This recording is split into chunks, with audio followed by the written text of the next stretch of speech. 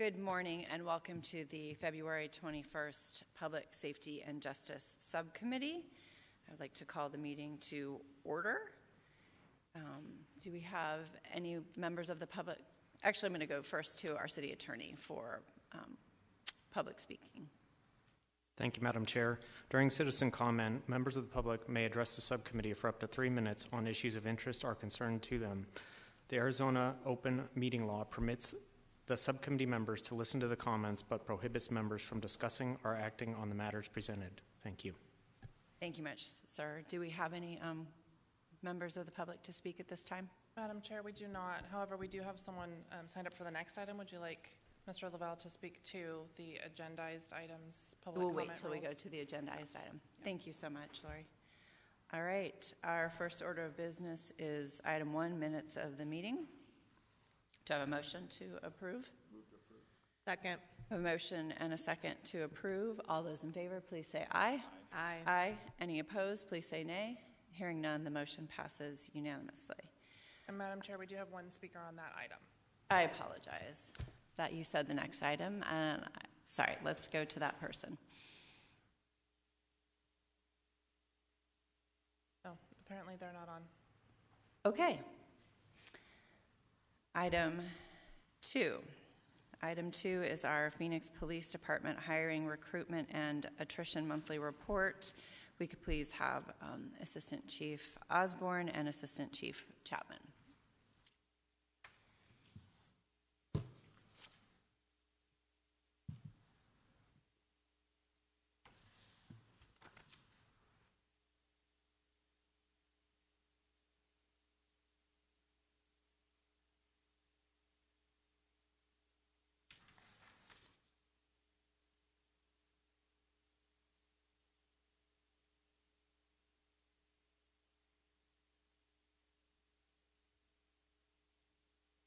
Good morning, Madam Chair and members of the subcommittee. Myself and Assistant Chief Chapman are here to present to you the information on our department's hiring recruitment efficiencies and also provide some answers on some additional questions that were presented to the department regarding attrition during our training process. Our current staffing levels are 2,575 sworn positions. Presently, we have 956 working in patrol, 47 of officers in training that are in our FTO process, and we have 80 officers that are currently on either medical or military leave. I'm happy to say that as of last week, we had 58 police recruits, but as of this morning, we added an additional 31, so we have 89 recruits in the academy right now. This is a snapshot of our attrition and hiring rates over the last 5 years. If you look, we basically have lost about 250 people per year. And starting in 2020, after that, there was a deficit basically in our hiring. We are now on task to increase our hiring and hoping to increase that even more this year. To give you a breakdown of these numbers, we actually broke it down for you so you could see what each area is for when they leave. The blue number represents those that were in drop and completed our drop program. The orange level, that represents people who were in the drop program but left prior to the end of their drop. The gray level represents those that separated from the department either because they decided they didn't want to work here anymore. It may have been for discipline or medical reasons, and it even includes those that have passed on. And finally, the yellow level basically represents those that have just retired after their 20 years of service. Right now, our hiring goal is to hire 30 individuals for each academy class. We are having classes every 6 weeks, and we anticipate there being 8 classes for 2023. Our hiring potential is for 240. However, we have a contingency plan that if we hire more than that, we are able to add additional classes at the academy. One of the things that happened prior to me assuming this new role was we were having an issue with recruits not passing, or applicants not passing the written process. So in March of 2022, we began a waiver for those that had a degree. In December of this past year, we extended that waiver and began allowing all applicants to move forward into the application process without taking the written exam. As you can see, we had a significant number in December and January apply, allowing 658 people to move completely into the application process. On average, we hire about 10 to 13% of the numbers that apply, so this gives us the potential to have more applicants. We still do lose people during the process, and I'm going to have Chief Chapman here address some of the issues that we are having when we lose people in the training process. Morning, Madam Chair, members of the subcommittee. Just for a follow-up on Chief Osborne's comments, the December program, we did not eliminate a process. Our hiring process changed from having a written test to one of having a more stringent process for waivers. For example, things consistent with Arizona Post.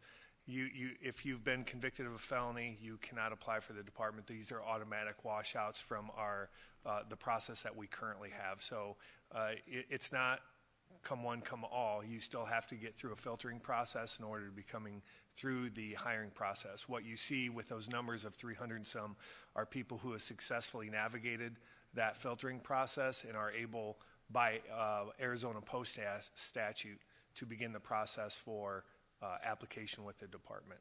But we don't have a written exam anymore. Do we have a written exam for any of our applicants anymore? Madam Chair, we do not. Okay, thank you. I'm going to follow up with some of our recruit and academy attrition that happens at basic training and in the field training program.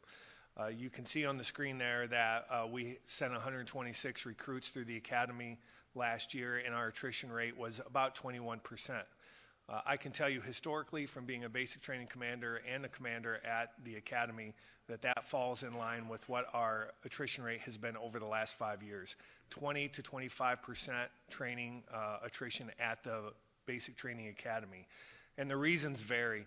I will say that the difference from this year to last is that there's been a significant decrease of our academic failures. I'll credit Dr. Bob Rossi, who is our curriculum development trainer out at the academy, to help instill some new regiments related to how people learn and connecting with our recruits.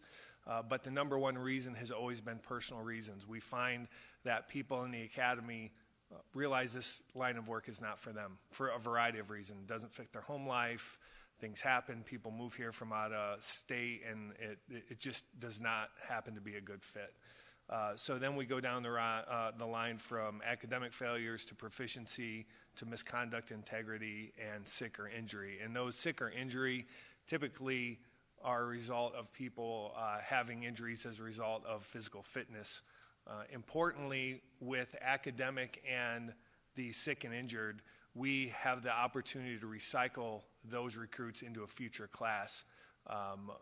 And so we don't lose them from the hiring pool. We just end up putting them into a later class to fill that spot.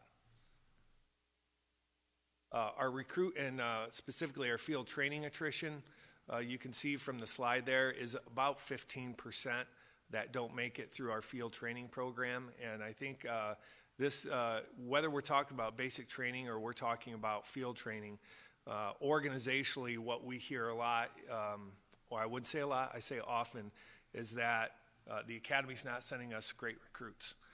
When they come into field training, they're not successful. And we can see that 85% of them are successful. I would argue that if you are struggling in FTO, you potentially struggled in the academy as well. Conversely, on the other side, when we have someone that does really, really well in the field training and or the academy, we never hear, wow, the academy's doing such a great job of promoting these great people. So it is a little bit, as you well know, you hear about the negative a lot more than you hear about the positive, but contextually I just wanted to let you know. So if you look at our overall attrition percentages between the academy and FTO, we're hovering at about 18%. And we're always looking to improve. We just onboarded a program in our field training program called Power FTO, which is going to streamline the documentation of all of our field training officers, so we will have real-time information where people are struggling. And the good news with that is that when we identify those deficiencies, we can make changes on our basic training curriculum to offset some of those learning deficiencies. But that's often case by case, and we don't see traditional areas where, oh, they're suffering in X, and so we'll make the changes, but we can. And with that, I'm happy to answer any questions related to attrition. Councilman Waring. On chart 3, if you look at the attrition from 2018 to 2022, you had a total of a negative 269 officers. Now, during all of this period, we were trying to hire more officers than we were losing. We were trying to get the staffing up. So obviously that's concerning, but I guess trying to be a realist here, to get back to where we were in 2018, keep in mind there'll be fewer officers per capita and stuff because we've grown since then as a city. What does that look like? So we're going to have to kind of far outstrip the retirements going forward just to get back to where we were square one, even though we were trying to hire more people and give them pay raises and so forth. So I guess your response to all that? So, Madam Chair, Councilman Waring, I will say that since this council improved the market adjustment last year, making us the highest paid agency in the state of Arizona, we have seen a significant increase in interest in the department. With respect to that, I think we all understand that hiring our way through basic training is not the answer to getting us back to good. And we need to be very proactive in looking for lateral officers who are officers coming in from different parts of the country. I mean, if we can supplement hiring of, say, 40 to 50 lateral officers a year, that's 4 to 5 squads for us that are instant benefactors to the organization. So the academy is not the answer to our long-term staffing issues, and I think it needs to be a balance of retention, hiring lateral officers while having a healthy applicant pool as we go. And it will unfortunately take a little bit of time. It didn't happen overnight, and we won't get there overnight. But year to year, I think you're going to see significant progress towards getting us back where we need to be. And I hope that answered your question. So I agree with you. That was kind of the genesis of my question. It doesn't seem like we can hire our way out of this solely. But the lateral moves, it's not a criticism. We haven't had the success you would think. Nice climate, maybe better than working in Chicago or something, but that hasn't really panned out. I don't necessarily have all the numbers in front of me committed to memory, but in past briefings, we've seen that hasn't been the magic elixir that we expected. So what I concluded was it's retaining officers who could otherwise retire. Do you know of the I guess that number isn't up there, the 2,500 and so officers that we have right now, how many of those are retirement eligible? It used to be a crazy percentage. What's the percentage now? Where they could leave any day, it could get worse unless we can convince them to stay. Currently, we're at about 30% that can retire. I was hoping You say for 25. 30%? Yes, about 30%. I was hoping for 25 because I think at one point it was almost, I think it might have been slightly over 50 kind of before all this started. So a lot of those folks have left, but about half of them roughly have sort of stayed. There's some obviously who are in transition at that point. Are we finding that we're having better? I know you talked about we're having more people apply because of the pay increase. So that's one thing you can point to and say, oh, look, it's gotten better. Is there anything we can point to say, a predictive model or officers just like this officer over here were retiring, but now, we're convincing them to stay? Is there anything you're doing to track that? Madam Chair, Councilman Waring, no, there's no predictive model, but I'll say in addition to the pay and the retention bonuses, as you know, and you've seen from the charts, our attrition has been significant. But last year, I believe the number, and you don't quote me on this, is 12 reinstatements. That's 12 officers that left our department to go to other organizations, and then after 2 or 3 months, realized that they were missing out on being a part of the Phoenix Police Department and have made their way back. We anticipate continuing to see that trend. That is a positive that we had not seen previously. and that can be beliefs that the grass is greener and the other organizations provide better opportunities. But for whatever reason, we've had 12 come back because of the culture, the opportunity, the pay, and working for the city. So we will take the small victories, sir, where we can get them, and we hope to see more of that. Well, thank you. I don't mean to be a wet blanket on a cloudy day, but we're going to have some fairly sizable victories to make this up, just to get back to where we were, that we weren't happy with a few years ago, where we wanted to put more money into this and get more officers, not just stay even. So you just might want to look at like what else besides the pay, because that's already done, would convince officers to stay. And I assume you're doing re-entry interviews with the 12 that came back, because I don't remember that being a focus in the past.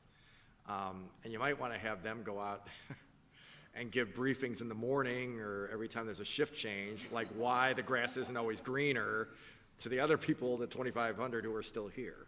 I'm kind of joking a little bit, but really not really. I mean, why this might actually not be the magic elixir for you leaving, that maybe it appears right at the moment. So, Madam Chair, Councilman Waring, we do those re-entry interviews, and we publish them on social media, on our Instagram and Twitter and those platforms that really resonate with the demographic that we're trying to get. And so we hear a lot of answers to what we previously discussed, that it wasn't as great as they thought it would be. They really missed this. And we try and convince people when we get the retirement or resignation memos that please look at these folks and think about what the decision you're about to make. And sometimes you just have to make those decisions and then realize that you have to come back. So we're happy to have them back.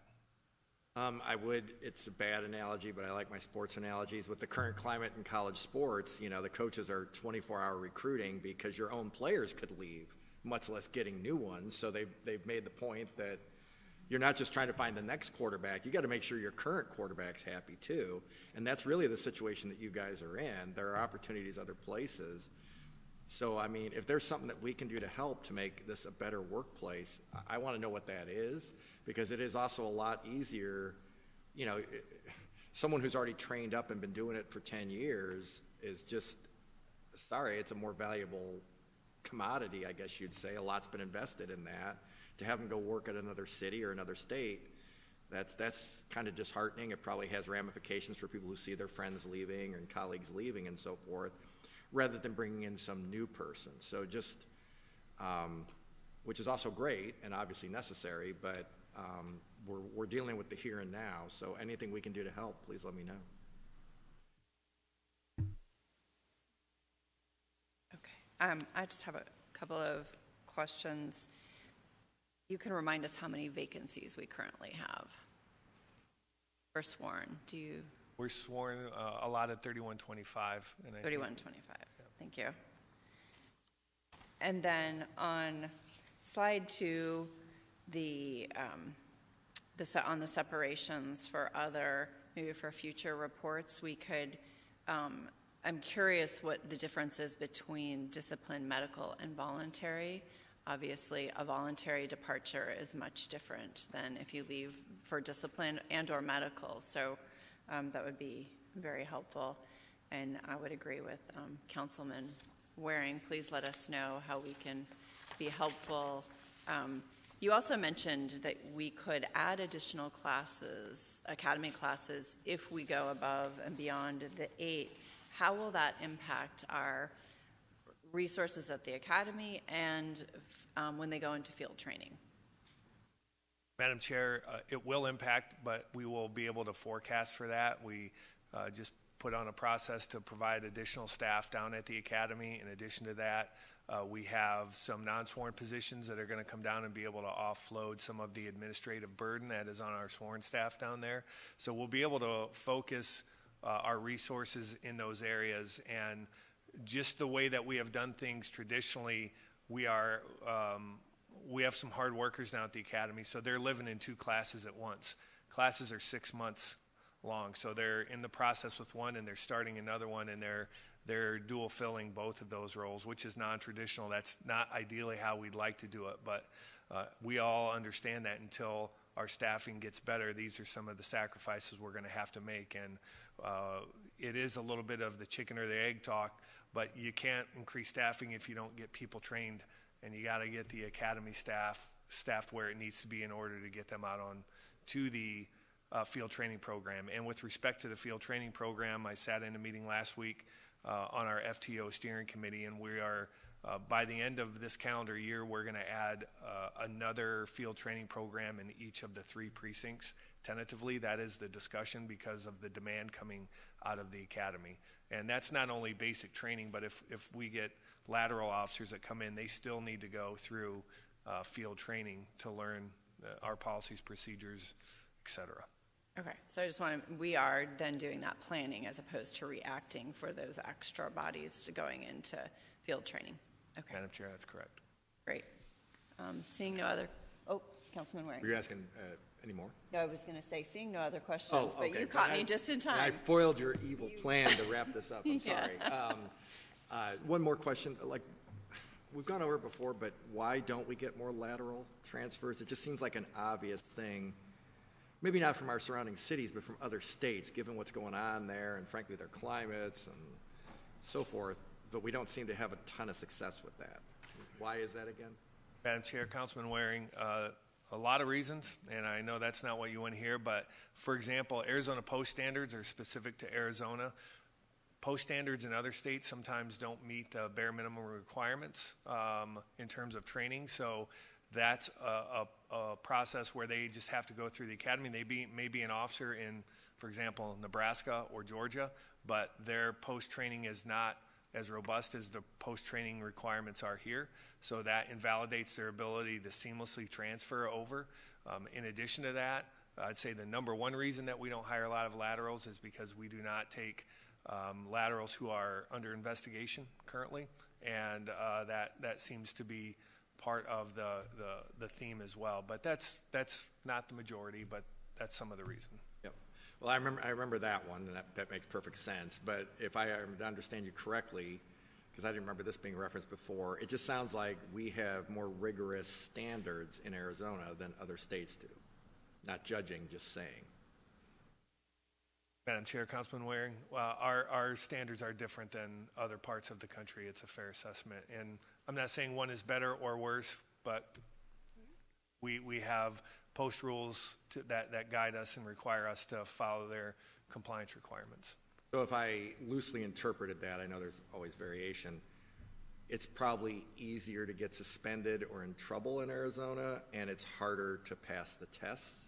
Is that how would I interpret their role in things? Madam Chair, Councilman Waring, what test specifically? Well, like any certifications you have to have and so forth. Madam Chair, Councilman Waring, so no matter where you come from, you still have to pass the Arizona standard. So even in those scenarios where the post standard is the same and we can seamlessly bring them over, they still have to pass a modified learning curriculum and the same comprehensive final exam for them to illustrate the understanding of Arizona law. A perfect example is Chief Sullivan. He had to pass those standards just like everybody else does that comes from another agency. Did he pass? He Just did. kidding. Okay, he did. All right. Okay, thank you. I guess that's something that's not the tougher standards isn't something that you hear sort of talked about.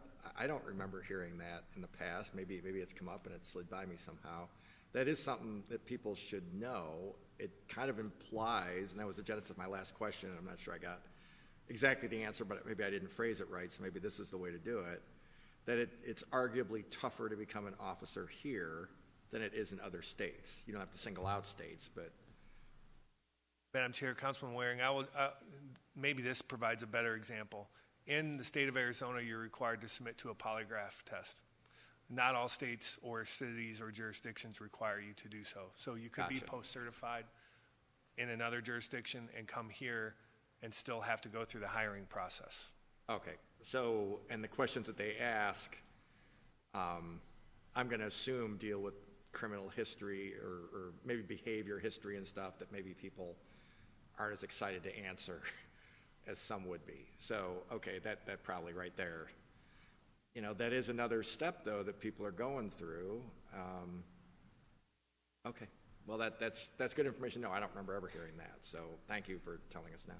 Yeah, thank you for detailing that. And I would just ask, and you don't have to, obviously won't have the answer right now, but I hope we have a list of states where we could be going directly to and recruiting from that have standards equal to ours. And also, I think I saw on our legislative update that there actually is a bill over at the Capitol that's trying to remove the polygraph test from the Arizona post standards. So I, like you, didn't realize that that was a barrier to entry here, but maybe not in some other states. So thank you again for the information this morning. Really do appreciate it.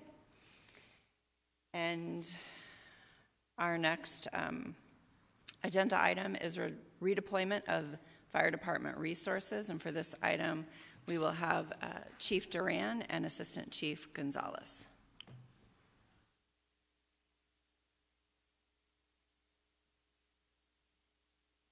Good morning, gentlemen, and thank you for being with us.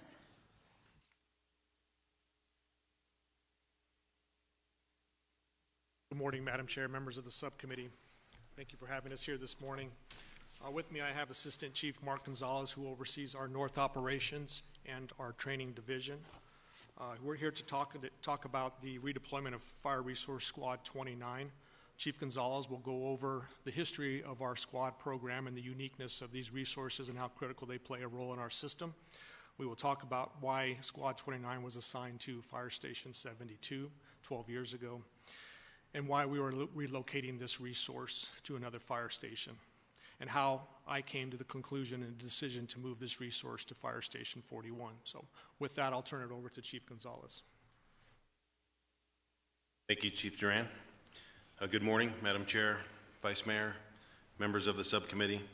As the Fire Chief stated, I'm here to provide a brief presentation on what Squad 29 is, why the apparatus is located at Station 72 in the northeast part of the Phoenix, and why the department is redeploying this unit, the specialized unit, to Station 41, which is located in between Union Hills and Bell Road and the I-17.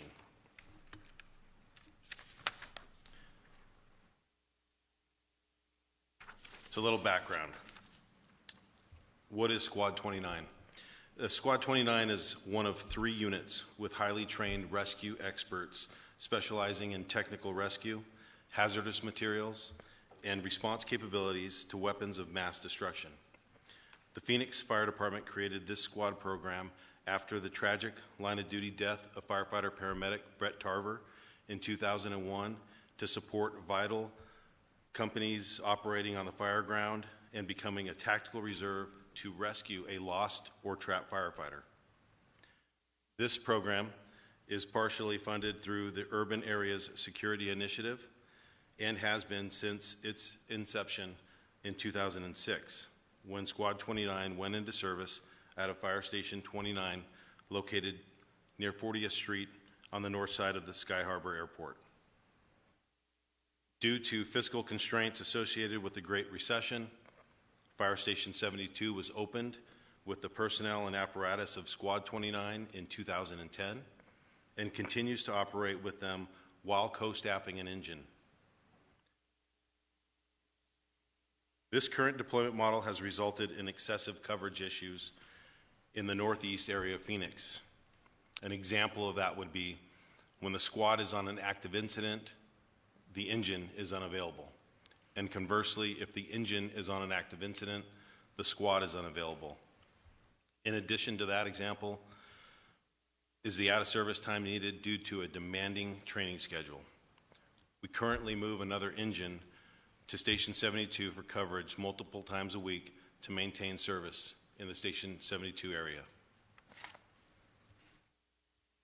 So our opportunity. Fire Station 72 has never received permanent funding for staffing of apparatus until this current fiscal year. With this approval, we gain an all-hazards pumper and permanent staffing that will be dedicated to serving the community surrounding Fire Station 72. In anticipation of that approval, a labor management ad hoc committee was established to review the squad program and provide recommendation on any changes to the mission, apparatus, staffing, dispatch protocol, equipment, and training aspects of the program before there was any formal discussion of moving Squad 29. Once the labor management ad hoc recommended to maintain the squad program as designed, the fire chief shared his intentions with the members to allow for additional recommendations, once again through our labor management process, to be considered before making a final decision. Can I ask a question? Yes, After- Councilman, oh, sorry, excuse me. Councilman Waring has a question. So, so this has been the status quo, what was going on before, since 2010?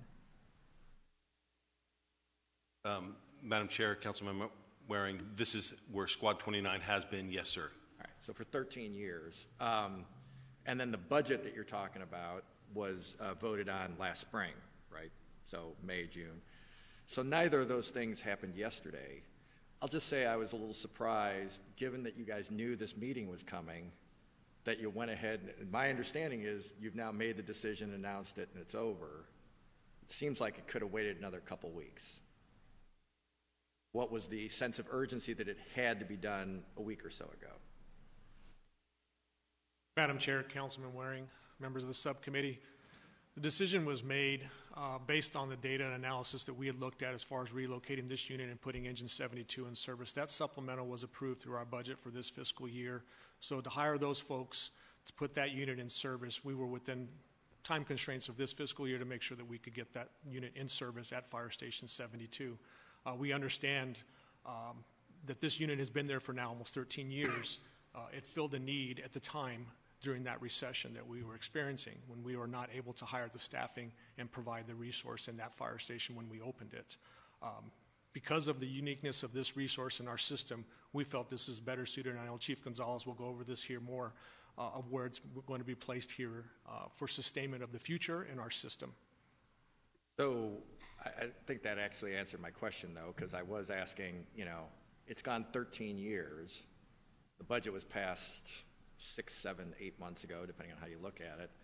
I guess I was surprised, you know, I've got constituents asking about this and so forth, who are going to rightfully think they didn't want to hear from me because they've now made the decision before we even had a chance to air our views at this meeting, which has been known for several weeks. But be that as it may, it sounds like it was of the utmost importance. Can you give me an example where having this, the previous situation, the situation that's been the status quo since 2010, like, is there one example that really stands out where it would have been better to have what's going to be the situation going forward? I guess starting from now. Madam Chair, Councilman Waring, members of the subcommittee, again, for us, the ability to place Engine 72 in service, the decision was made just based on the data analysis that we'd been researching now for several months. So that was part of the reason for my decision to relocate this resource. This has been something that, again, we've had now for almost 13 years, and yes, I understand that we have had this resource there for quite a long time, and it seemed hasty for us, but I think just based on the information that we were presented and I was presented with and the labor management process that we went through at that time, we felt as though the decision was right to go ahead and move forward with this. We also met with the members. They've had the ability to provide input at these meetings as well as meeting with them at the fire station to talk about this and allow them to hear from us first what the decision was made. And I'm not suggesting that we, or I'm certainly speaking for myself, that I should be telling you where to put your stuff. But we do, you know, when we make votes, you know, the email that's been going out to constituents makes it sound like the council and me and I think the mayor specifically were singled out as like we voted for this specific move because we thought it was such a good thing. Did you tell me, hey, I'm going to move some stuff out of your district that constituents might like to have if they were aware of it? I don't remember having that discussion. Madam Chair, Councilman Waring, members of the subcommittee, no. The decision was my decision based on the information. Again, we are putting a resource in that fire station that will be permanent for the future. It is an all-hazards resource. Allows, again, as we open up any of our fire stations, it has water, it has EMS capabilities, provides service to that community. So that community will maintain that level of service as all communities throughout our city have. This unit, again, as we looked at, is providing this type of service for firefighters in regards to firefighter safety. When we looked at the policies and why these were created, I felt as though that we would gain the most in our system by placing this at Fire Station 41. Again, the community is benefiting from the supplemental that was provided this year that was voted upon by you all, and thank you very much for that, to put an engine in that station, which has been needed for 13 years now, and allowing us to put this resource in a more appropriate place. Madam Chair, just going forward, certainly if there's going to be something like this in the future, we're going to make a change like this, I'd like to hear about it, not hear about it from constituents. So, then things get on Nextdoor and so forth, things get misconstrued. So I'm not saying you guys are doing something wrong. I'm in no position. I'm not claiming that. That's like arguing with my doctor, and I know enough doctors to know that drives them crazy. So I'm sure you guys are no different. I'm not claiming any expertise in firefighting, but I can absolutely see why the people who are writing me have concerns like, wait a minute, what are you doing now? And I'm getting an email from the fire department saying, like, maybe you're in cahoots on this, Jim, or that you voted specifically for this. And that's not true. So a rephrasing of that and a new email, maybe more clearly laying out what it is you're trying to accomplish, would probably be in order. Because I didn't, frankly, think that one really did the trick. And I'll have some more questions, Madam Chair, unless they want to respond to that. Did you have a response, Chief, or do you want to proceed with the presentation? Madam Chair, I would like to go ahead and proceed with the presentation, if you don't mind. Thank you. Thank you. Okay, Madam Chair, Vice Mayor, members of the council. So the impact, the maps you are seeing represent the 3 specialized units that make up the squad program for the city of Phoenix, with Squad 29 placed at both locations. The colored area indicates a 10-minute response model just to help visualize their ability to travel from these locations. On the left side, you can see Squad 29's current location circled in yellow. At the top right, you can see the challenges it takes to travel south and west in a timely manner, which negatively impacts the citywide coverage for the squad program. Chief Gonzalez, I apologize. Yes. I just want to verify the colored area that the triangle is in. So in the first map on the left, you have the 72 in that purple area. The purple area is where they can get to in 10 minutes. Madam Chair, yes, that's correct. And in the bottom 2 lower triangles, those colored areas are where they can get to in 10 minutes. Madam Chair, yes, and those represent Squad 44 and Squad 8 on the bottom. Great. Thank you so much for answering that. Okay. So on the right side, you can see by moving Squad 29 to Fire Station 41, a significant improvement for citywide coverage for our most specialized units. With the construction of the Taiwan Semiconductor Manufacturing Company, which is currently one of the largest construction projects in the world, we felt this move would also increase our response capabilities to this rapid developing area in Phoenix. Additionally, as indicated by the yellow circles on the right, this move also aligns all 3 of our specialized squad units along the interstate corridors for the most effective response and to provide that tactical reserve for a lost or injured firefighter as originally designed.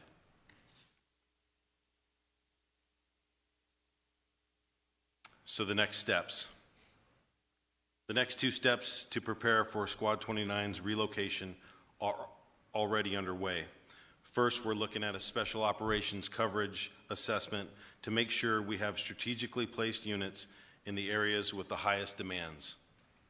And second, we're looking at a ladder coverage assessment because with the move of Squad 29, we gain the opportunity to redeploy Ladder 41 to an area of need through our labor management process. I'm happy to take any questions you may have at this point. Yeah, Madam Chair, I do. Councilman Waring. So if you live somewhere around Station 72, you're going to have, maybe I'll just ask, you're going to have fewer firefighters and a less fancy truck that does fewer things. Is that a fair statement?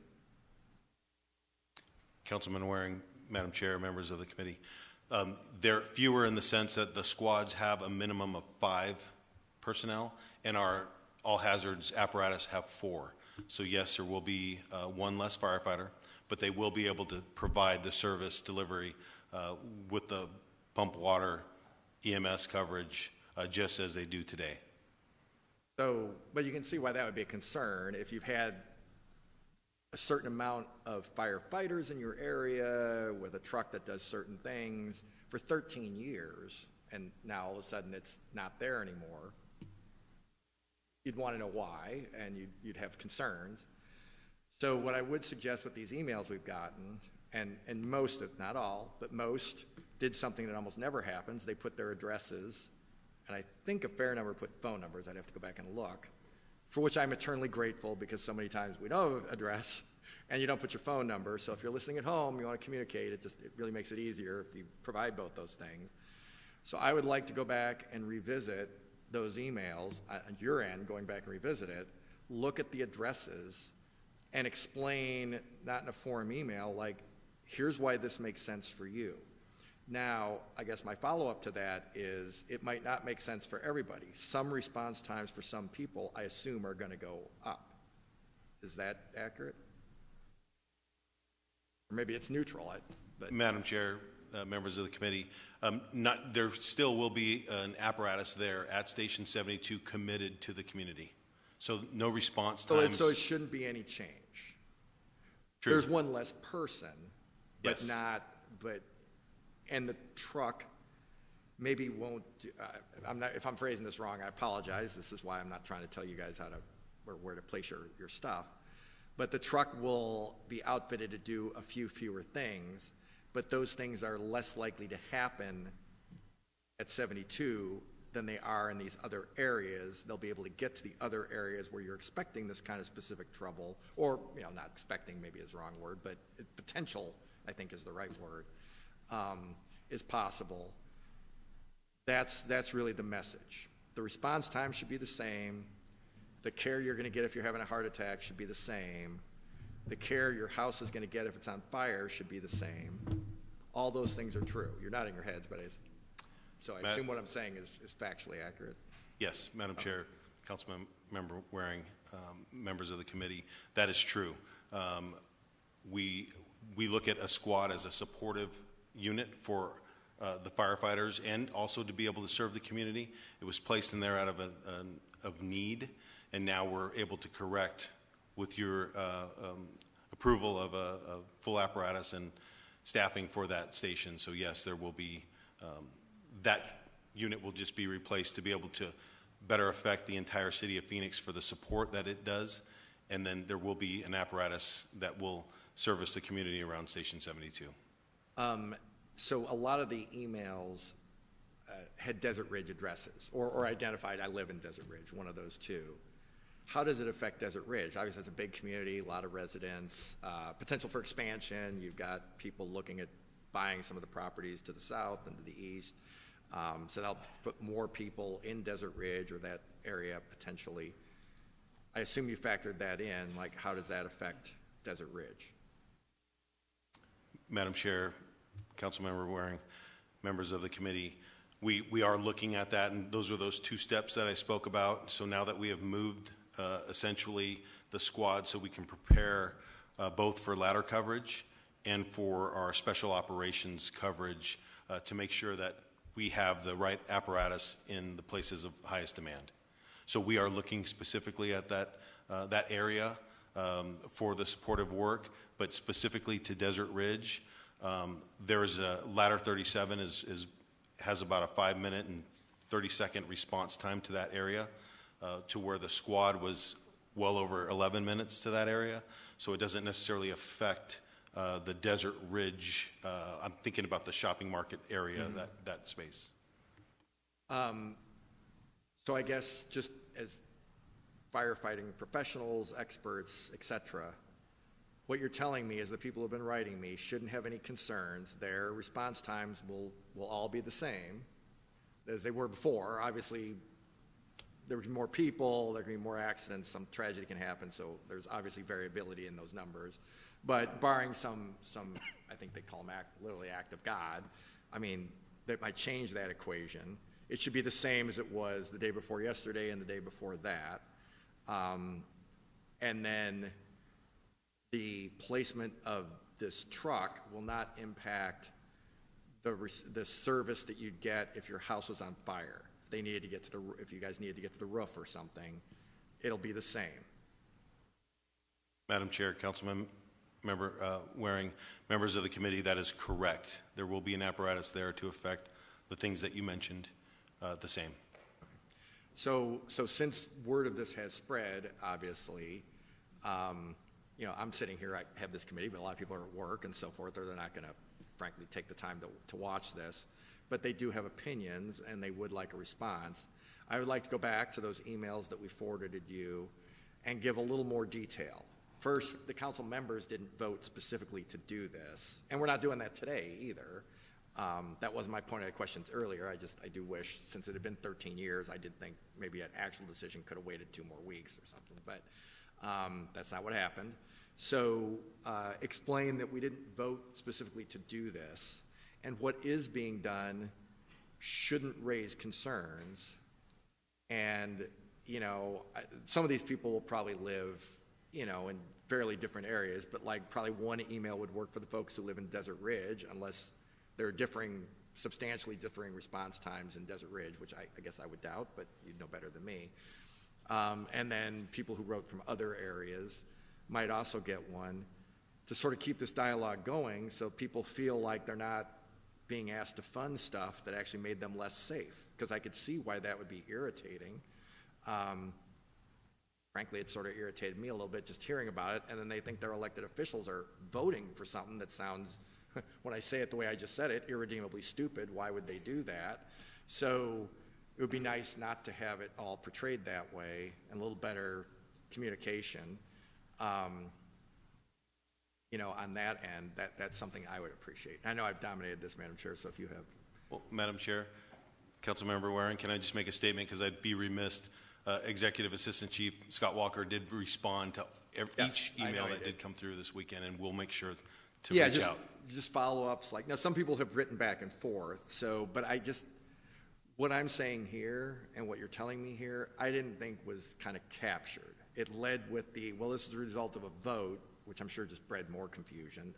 Not intentional, just, I mean, I could read the thing, but I just think, I don't think it captured the discussion that we're having here. And so I think going back and revisiting it, I assume I thought I saw him here, so I assumed he'd be here.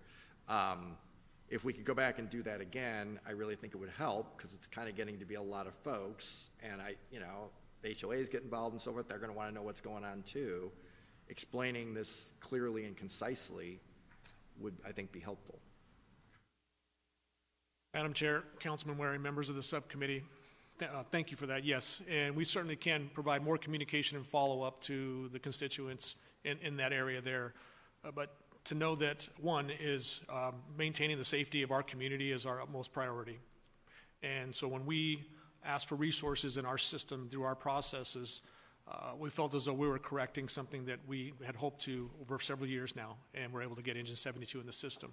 This then allowed us that next step to take a resource that is critical in our system and place it in an area for coverage that provides us better service across the entire city of Phoenix and in our communities. So there is a lot to look at, and I do understand and appreciate the community's concern. They are not getting any less service in that area, in the northeast area of the city of Phoenix. Yes, do they not have the technical rescue or the hazmat response capabilities immediately?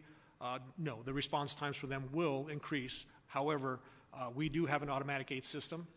which we all work within and support one another with the boundaries of Scottsdale and Daisy Mountain.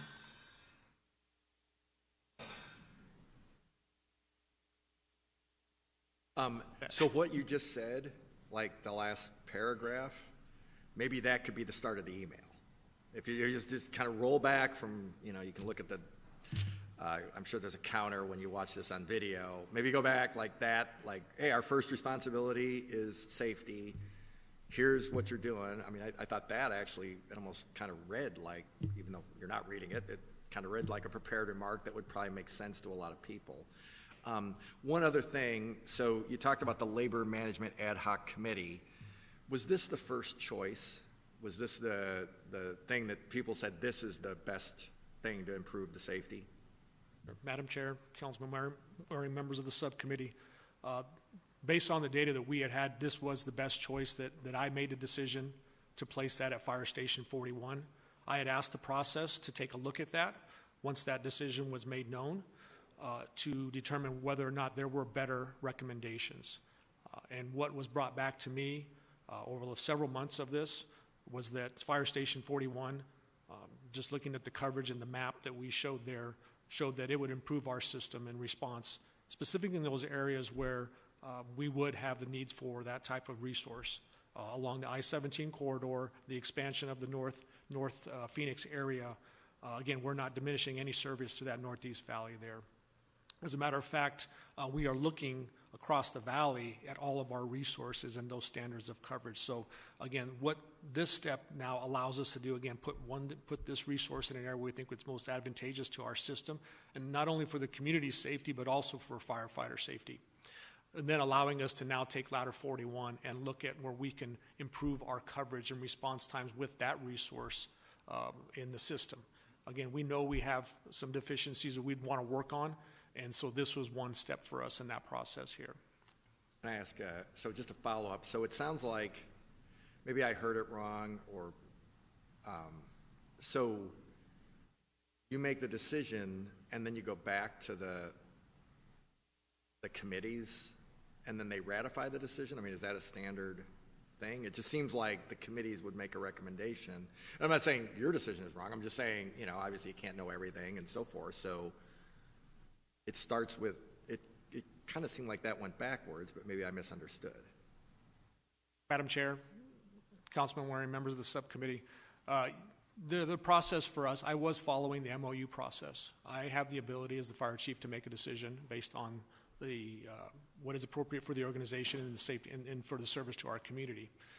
With this step, I did have conversations with President Willingham and let him know that this was going to be my decision based on what we knew, the supplemental for Engine 72 coming into the system, the ability to train those firefighters and get it in, and allows us to move this resource into a more appropriate location. So yes, it's not a standard practice in our system.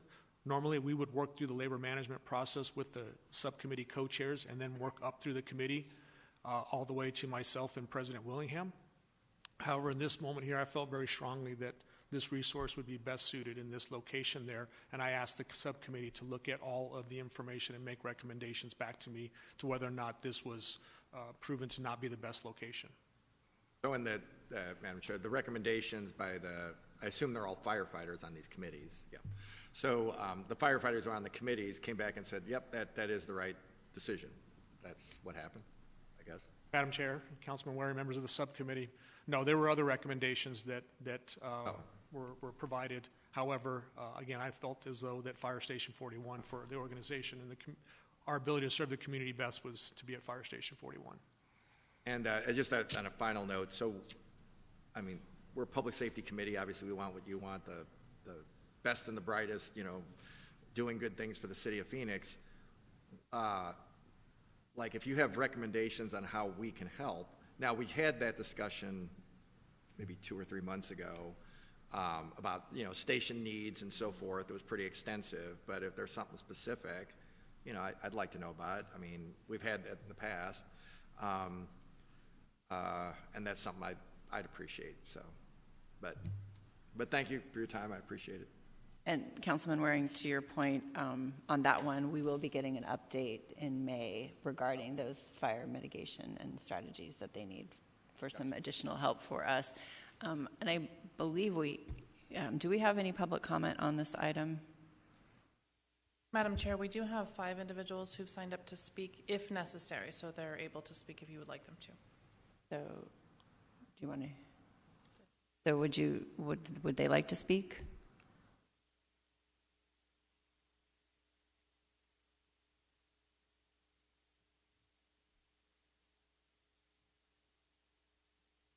Okay. Madam Chair, would you like our Assistant City Attorney to read the rules of comment for an agendized Yes, please. item? Madam Chair, members of the public may speak for up to 2 minutes to comment on agenda items to be discussed. Comments must be related to the agenda item and the action being considered by the subcommittee. The City Council and staff cannot discuss or comment on matters related to pending investigations, claims, or litigation. The City Code requires speakers to present their comments in a respectful and courteous manner. Profane language, threats, or personal attacks on members of the public, council members, or staff are not allowed. A person who violates these rules will lose their opportunity to speak. Thank you. Thank you so much. Will you just state your name for the record? Oh, thanks. Can you hear me okay? I'm not good at public speaking, so I apologize ahead of time. My name is Brett Wintridge. I've been with the fire department for 27 and a half years. I was initially assigned to Squad 29. It was stationed at Station 29 when we made that move almost 13 years ago, like you folks have discussed. Being a member who's been moved from a home is not very exciting. We've gained relationships with folks in the communities, whether when we were at the airport, and then when we moved up here, just folks in the community, other trucks surrounding us. And I think it'd be a good idea that there's a better explanation of all hazards truck and what capabilities are. Like Chief Duran and Chief Gonzalez have stated, we are a unique individual vehicle. We do hazmat and TRT, extrication. We can go to the roof and cut holes like that, which is more than just a normal engine company can do. Yes, our basis is definitely EMS, fire suppression, and we do all those things, but we do kind of have a different capability. And when we have these RBO meetings and this whole process, we had other recommendations, other places we can go, not necessarily stay at Station 72, but to better, help out the community. And especially with the semiconductor plant and the critical infrastructure that it provides, we thought a different move would be better, which they will go ahead and discuss. I don't know if it's my place to do so I don't violate any meeting rules. But it's kind of disappointing that you go through this process, never having to be a part of it, and it seems like they say, hey, what's the best place for it? And you come up with an idea, and they're like, nah, we don't like that place. It's not a good idea. We'd like to put it somewhere else, which creates a whole domino effect and moving other trucks. So I just wanted to speak. Thank you. Once again, I apologize for my inability to articulate very well, but it's kind of an emotional thing. You kind of get upset this long with the department helping people and citizens of Phoenix and our own staff and our own members to see things like this happen. So thank you for your time. I appreciate it. Thank you.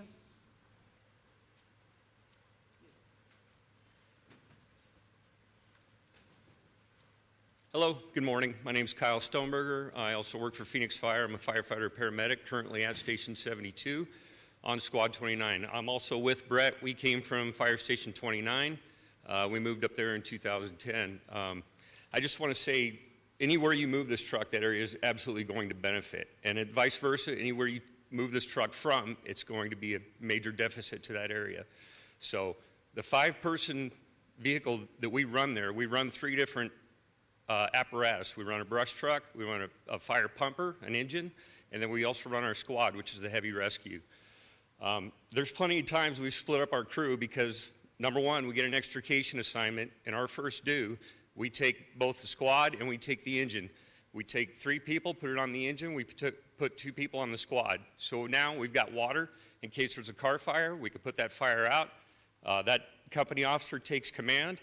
The other 2 guys on the squad are able to open it up, start getting tools out, and do the extrication. We've done extrication and treatment with just the 5 guys at Station 72. Same thing with brush fires. We put 3 people on the engine, 2 people on the brush truck. And you want to talk about firefighter safety, that's a phenomenal place to have that amount of people in an early fire, especially the brush fires we've had up there in the summertime. So having that 5 people, we've been on EMS calls, and I've been the paramedic where I say, hey, I'm going to wait for the rescue. You guys go back to the station, go get the squad, go on the mountain rescue, go on the natural gas leak. I'll find a way back. I come back with the rescue and end up in the brush truck, and I'll meet up with those guys later. So just alone having 5 people at that station is huge in the way that we split up our resources. We are a true all hazards truck. Thank you, Council. I appreciate your time. Thank you.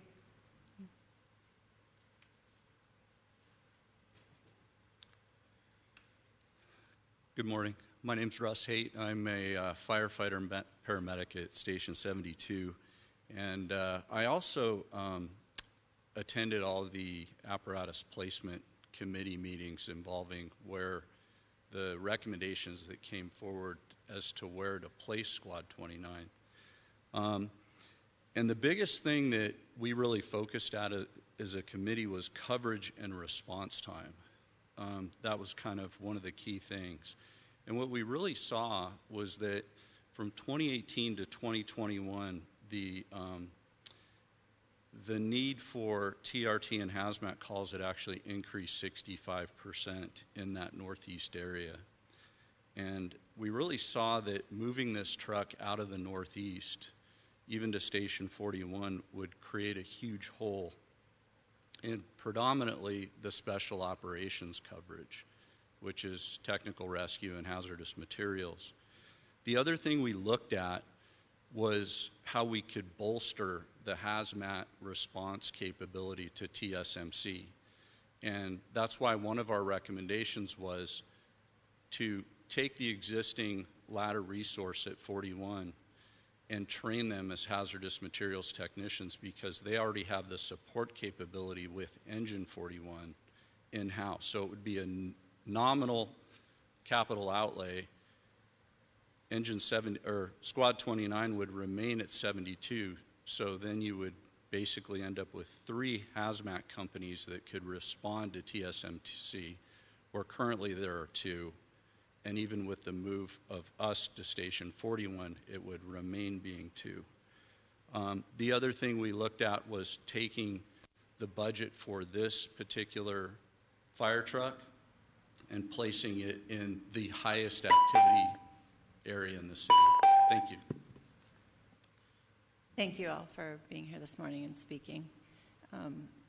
Councilmember Garcia. Thank you, Chairwoman. Thank you, Chiefs, for presenting this. I won't second guess y'all's decision, and I appreciate you all figuring out what the best place is.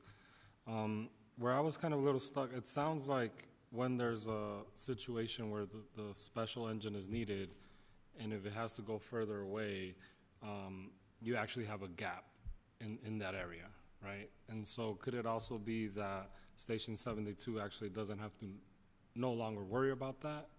That's how, am I interpreting that correctly, where they'll have an engine that's consistent rather than an engine that could potentially be needed somewhere, and then they would be up to someone filling in?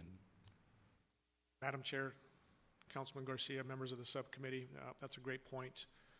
Yes, the potential for this unit to be out of service on extended time frames, as Chief Gonzalez mentioned, when it's a hazmat or a technical rescue call, could be significant. If that was the case, then we would certainly place an additional adaptive response unit in that area for coverage during that time frame. The other 2 units in our system, our other Squad 8 and Squad 44, they're in multi-company stations. This model here, where we have Squad 29 aligned with an engine and a pumper to open that fire station so that we could have water capabilities, was the initial onset and decision that was made. The benefit of the other 2 models is they're in what we call squad tenders, so they get a truck that allows them to have all the equipment. It's much smaller, doesn't have everything for them to, all their capabilities to respond in when it comes to the technical and hazmat responses, but they'll still get, they don't have to respond in an engine now. They'll be the capability to respond in a squad. Then they will be aligned in a multi-company fire station at Station 41, which has an engine, a pumper now. So when that squad goes out of service for training, we don't have to provide additional coverage in that area as we do right now. So to me, when they do go out of service, and they do a significant amount of training, which is required of that position, and I fully support this program for what it does for our, not only the community, but our firefighters.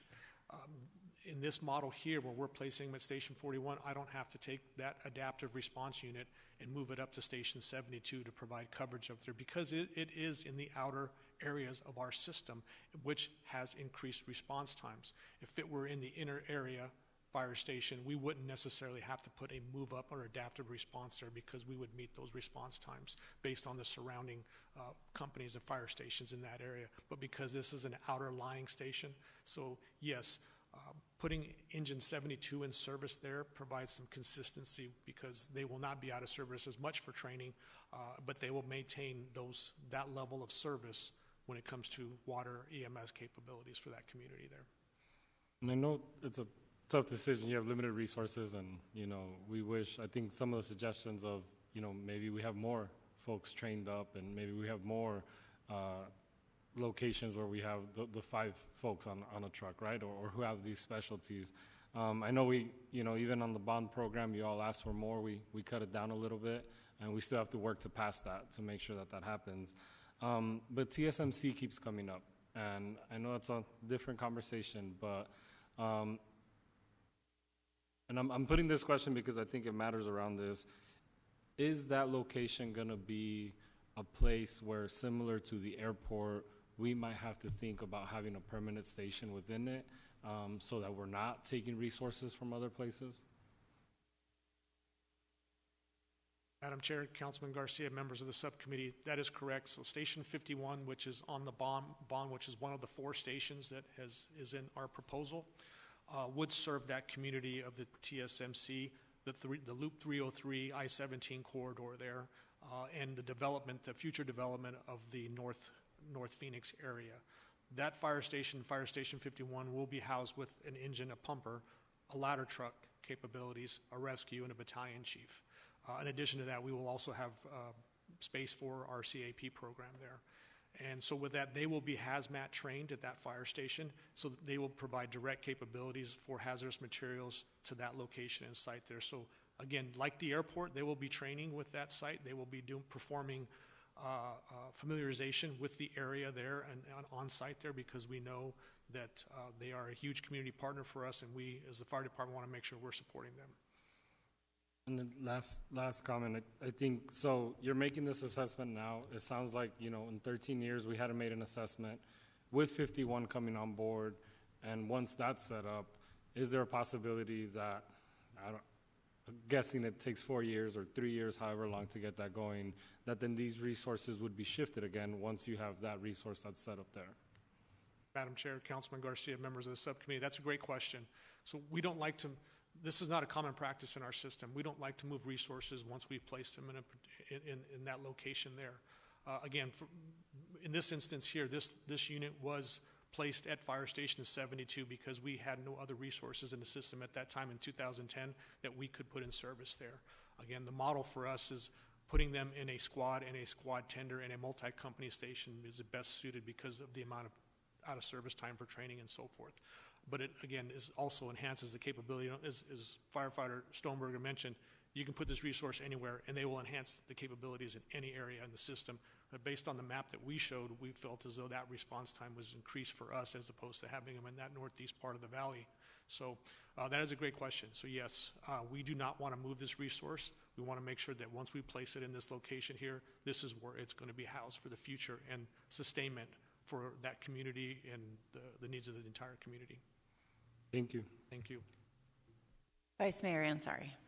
Thank you. Thank you, Chief and Assistant Chief, for the presentation. And I just want to thank the firefighters who came here to speak today. Really, really appreciate your service to the city. I think the questions were very thorough, but the one question I would like you to elaborate on based on some of the comments that we heard. We know many of the firefighters were on this committee and recommendations were made. Can you just delve a bit more into how you made the final decision to do this? And you talked about community safety and firefighter safety being the utmost importance in your decision making. I'd just like to kind of understand that process a bit more and how you landed where you did. Certainly, Madam Chair, Vice Mayor, members of the subcommittee, great question. Again, there's a lot of information that was looked at as we went through the process here. We know that the development for that area along the I-17 corridor, Loop 101, in support of the TSMC site and location is going to continue to grow. And so, again, for firefighter safety, as part of this policy, when we went back and reviewed how this unit operates in our system, it is based on the need for firefighter safety, also, again, serving the community with the capabilities that it has. Based on the map that Chief Gonzalez showed me and the area of coverage that we would improve upon, that was part of the decision there. Some of the other locations that were provided to me still seemed out and wouldn't increase or enhance our capabilities in the system if we were to move them to, let's say, for instance, our North Station, Fire Station 56, which is on the Carefree Highway and I-17. Again, it would be the same circumstances what we're dealing with today. So allowing that to move closer into our system allows us to provide greater coverage in our system. Again, putting them in a multi-company station, again, does not require us to have to provide move-up or coverage when they're out of service for training there. They are going to be housed in a hazmat station, so Engine 41 is already a hazmat-capable unit. As Firefighter Haight mentioned, we did look at the consideration for training Ladder 41, but we also know that we need ladder coverage in other areas of the city as well. So I think we do gain something in the system by bringing them back into our system closer to along the I-17. They will continue to maintain that response time in those areas of coverage. We get Engine 72 into the system, and then we also have the opportunity now to put Ladder 41 in a position or a location that increases our ladder coverage in our system. Where we have Ladder 41 today, we have very sufficient ladder coverage in that location already today, even if we move Ladder 41 out of there. Thank you. And then moving forward, whether it's with the 4 new fire stations coming through the bond or other big decisions that will be made, what is the engagement process with firefighters? Will they have more opportunity to provide input the way they did with this? Madam Chair, Vice Mayor, members of the subcommittee, yes. That is something that we do. We have a subcommittee which is called the Apparatus Placement Subcommittee, which reports to our deployment committee and then up to our correlating team. So yes, when these moves are made, again, we don't make these moves often at all. We don't move resources out. We tend to move our rescues, our ambulances at times to maintain better coverage for our certificate of need. But when it comes to these type of resources, we don't necessarily, it's not a common practice for us. But that is the process that allows members to have their voice and input. Yes, the members of Squad 29 did come to the meetings, and I appreciate their attendance and their input. And I value what they bring to the table, and I value what they do for this organization, their training, the capabilities, the time that they've been on this resource and unit. But again, I'm looking at this from the perspective as the fire chief on how we better serve our community and our firefighters, and that was where my decision was. Okay. Well, I very much appreciate that. Thank you for your leadership, and thank you again to you all for your service to the city. Thank you. Chief, a brush truck at 72 was mentioned. Will that continue to be staffed, and can you help us understand a little bit more about that? Madam Chair, members of the subcommittee, yes. So Brush 72 will remain in service. That resource is dedicated to that station. It is staffed when it is needed. When we have an urban interface or brush fire in the area, the crew from Engine 72 will be trained up on that resource and respond with that resource when needed. And how long before we know where Ladder 41 will end up? Madam Chair, I'm going to turn that one over to Chief Gonzalez. Thank you. Thank you, Chief. Madam Chair, members of the subcommittee. So we are already looking at utilizing our labor management process to find the best location for that ladder. We're hoping to move everything all at once. We don't have the resources, the physical resources or stations to kind of move them. We'd like to make it all one move, so we'd like to look into that and hopefully have it done before the end of this current fiscal year. Okay, and when you do go through that process, through the labor union process, do they see the data that you all have and that you're using for making decisions? Madam Chair, members of the subcommittee, yes, they see everything that is presented, they get to see and then make a recommendation to our deployment group. And generally speaking, do you go with them with a decision, or is that part of the process where you all make a recommendation and then bring it to them and they look at it, and then if they disagree, bring you other recommendations? Madam Chair, members of the subcommittee, yes. Typically we go with the recommendation based on data all the things that we can look at, they usually coincide.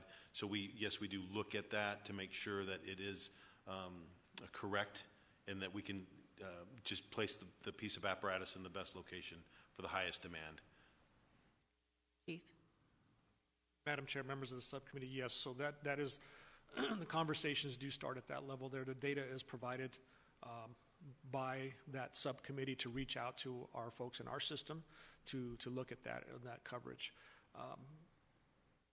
We do, however, will look at what we feel is best, obviously, for the system and the community as a whole as well. And so if we are come to a point where we're not agreeing upon this here, this will go to our correlating and up to President Willingham and I to take a look at this and obviously come to a conclusion there. So yes, it's not always, we will look at the data to make sure that we are putting the resource in the right location for the community and serving our community, as well as meeting our response times and the other requirements that we should have. All right, thank you very much for that. Thank you, gentlemen, for coming this morning and speaking at our subcommittee. Unless you're good? Okay. Thank you. We will now move on to item 4, which is our Community Assistance Program update. And for that item, we have Deputy City Manager Ginger Spencer, Dolores Ernst, Scott Hall, and Allie Edwards.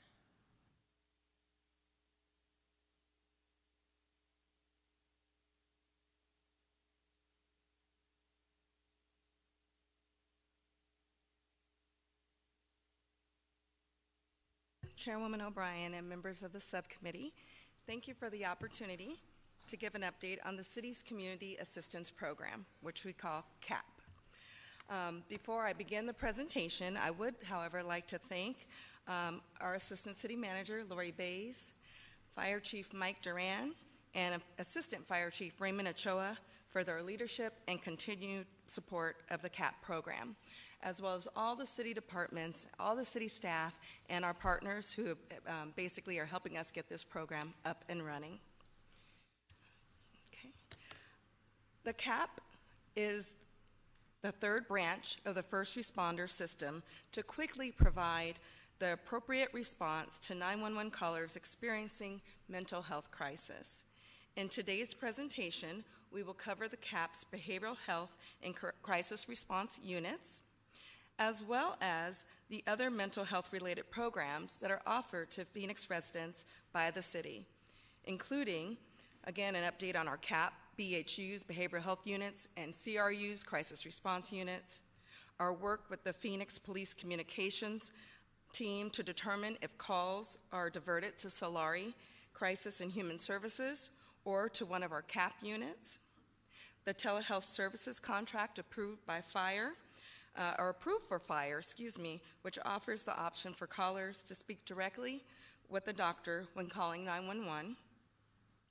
And lastly, the city's contract with Mercy Care, who partners with several providers throughout the valley to provide a myriad of services for individuals with behavioral health needs, and that contract is administered through the Office of Homeless Services. So we'll address our efforts to date, our challenges, and next steps. And with me today is Dolores D.C. Ernst, who is our CAP program administrator. We also have Allie Edwards, who is our police communications supervisor, and Mr. Scott Hall, who is Deputy Director of the Office of Homeless Solutions. And with that, I'll turn it over to DC. Thank you, Ginger. Councilwoman O'Brien, Vice Mayor, and subcommittee members.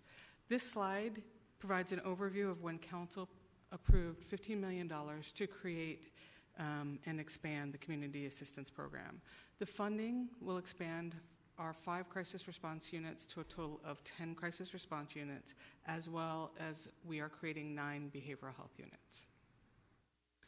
Our behavioral health units are staffed using a model of 1 crisis response or caseworker city employee, a peer support specialist from one of our contracted agencies, such as La Frontera Impact or Terros Health Services, BHU teams may respond as a single unit or may be a co-response with police and fire personnel.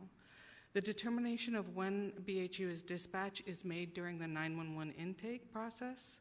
Additional information on this assessment will be provided later by Allie Edwards.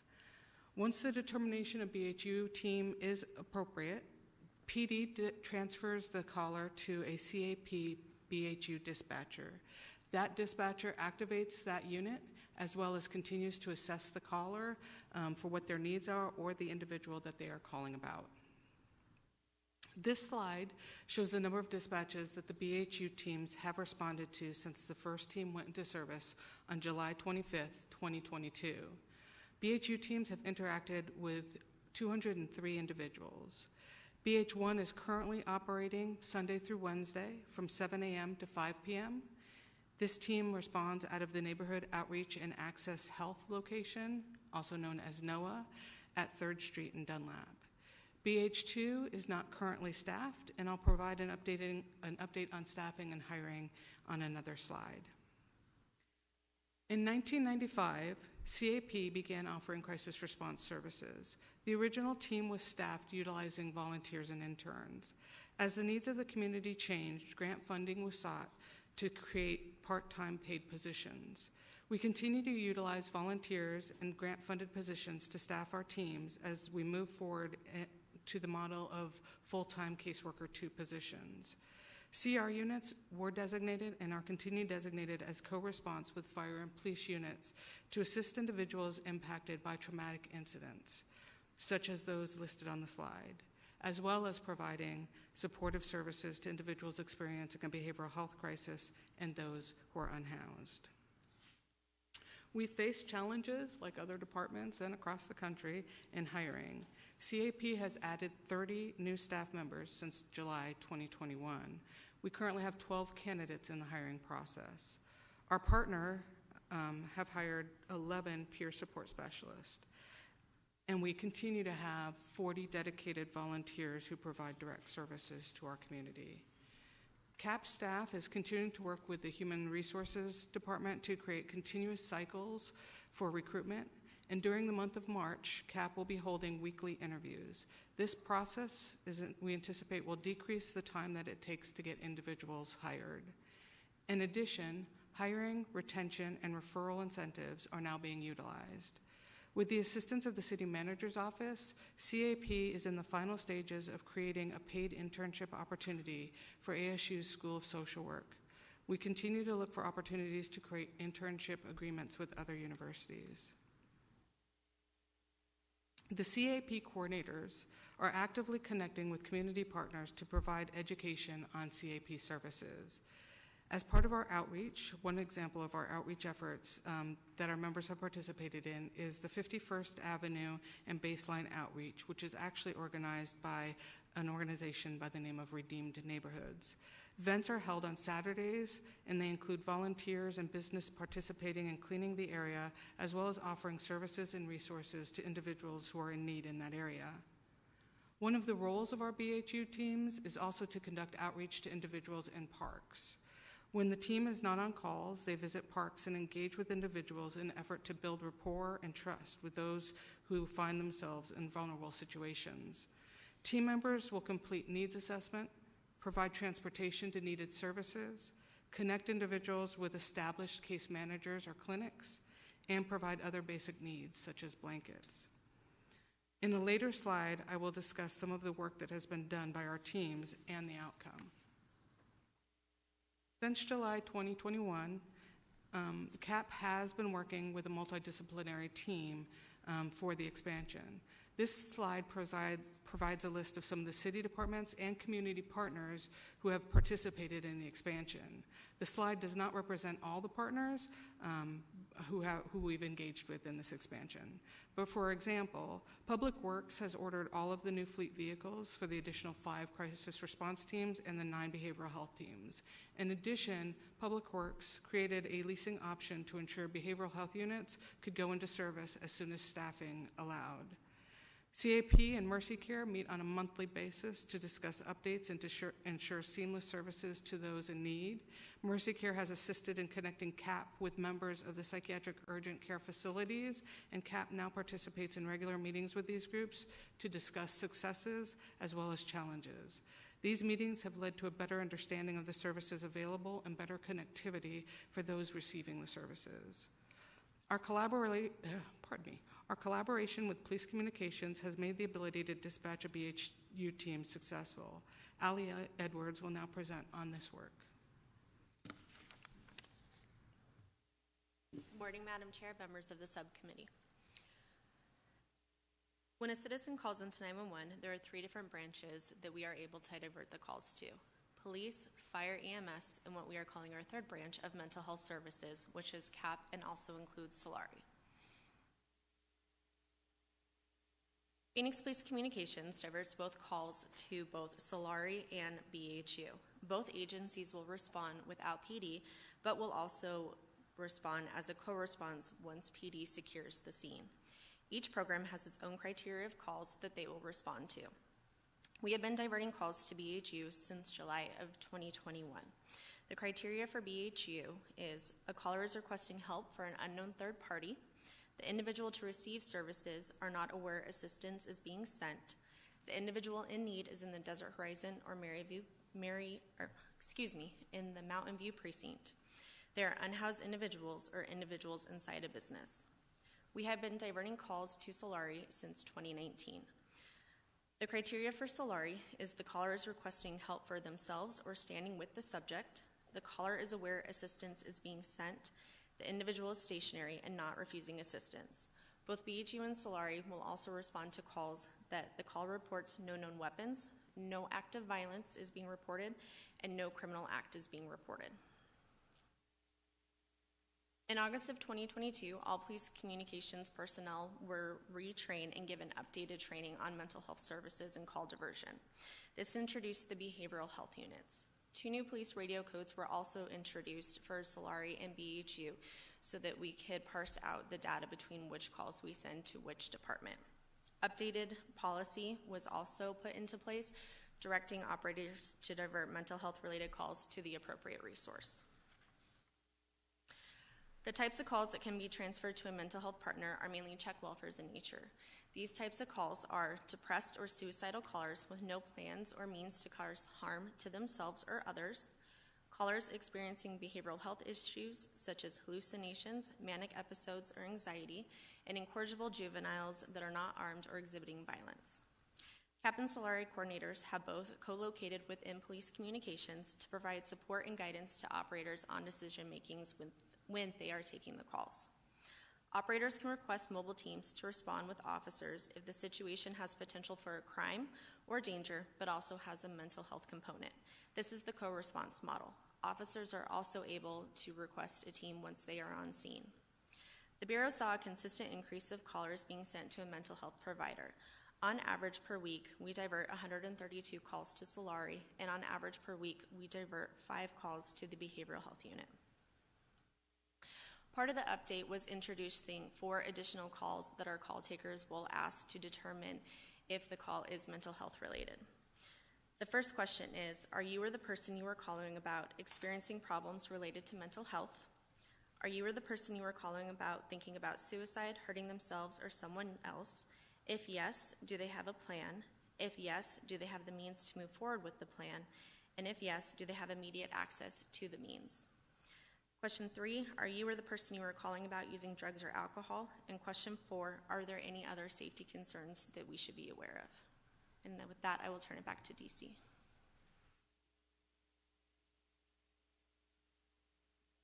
Thank you, Allie. I apologize. It looks like we're going to the Office of Homeless Solutions. Oh, did I click it twice? Go back one, sorry. I clicked it twice. Thanks, Scott, for playing this game with me. Sorry. Again, thank you, Allie. So in As you are aware, Council approved a contract with telehealth services with MD Alley. Since the approval, MD Alley, Fire Communications, Fire EMS, and CAP have met regularly to establish standard operating procedures. The first phase launched in December of 2022. Members of our team continue to meet and to evaluate the expansion of these services. In June, we are scheduled to present additional details on this program to the committee. And with that, I'd like to have Scott Hall talk about collaborations that we're starting to do with the Office of Homeless Solutions. Thank you, Scott.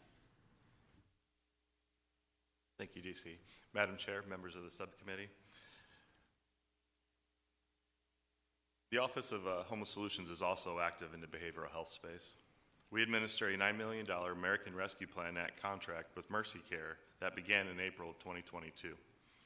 The contract's intent is to connect low and moderate income, Medicare and eligible adults, children, and families in Phoenix to appropriate services. Since the contract started, over 3,000 unique individuals have been served by the contract through various service providers. Services include mental health assessments, case management, behavioral health counseling and therapy, outpatient evaluations, eviction prevention, and more. You can see a snapshot of these services on this slide. Mercy Care spent roughly $2.8 million of the contract's amount and is on track to provide these needed services for the duration of its contract through December of 2024. And with that, I'll turn it back over to Administrator Ernst.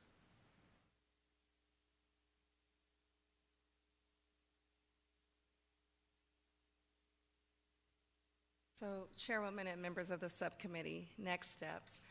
As you may recall, the city was one of 14 cities selected to participate in the Bloomberg What Works Cities Alternative Emergency Response Sprint, and one of 5 jurisdictions chosen to participate in the Alternative 911 Emergency Response Cohort through the Harvard Kennedy School Government Performance Lab.